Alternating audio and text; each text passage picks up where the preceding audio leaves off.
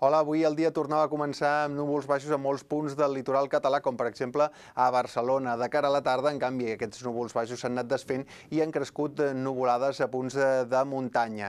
En general, aquests núvols han de ser força més abundants de cara a demà, quan esperem l'arribada d'un sistema frontal. Però de moment veiem les imatges del satèl·lit d'avui, aquests núvols baixos que comentàvem afectant bona part del litoral i peritoral català, més sol cap a l'interior, i com s'han anat desfent a la tarda, quan han crescut algunes nuvolades a punts de muntanya, i sobretot destacar aquest augment de núvols alts per l'oest del territori, que anirà a més durant les properes hores, degut a l'arribada d'un sistema frontal que provocarà l'augment dels núvols, que sobretot durant demà al matí seran més abundants i compactes a l'oest, més sol a l'est i a les comarques gironines a l'est del territori, i al final del matí ja hem d'esperar que comencin a arribar algunes precipitacions pel sud i oest de Catalunya. Aquestes precipitacions sobretot guanyaran terreny de cara a la tarda, quan poden arribar a qualsevol punt de Catalunya. Sobretot seran més extenses al Pirineu, però Pirineu també a la depressió central, i aniran sovint acompanyades de tempesta.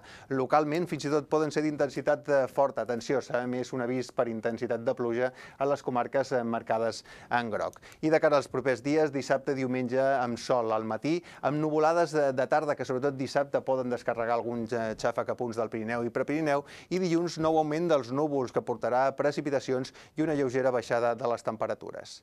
I això és tot de moment des del Servei Meteorològic de Catalunya.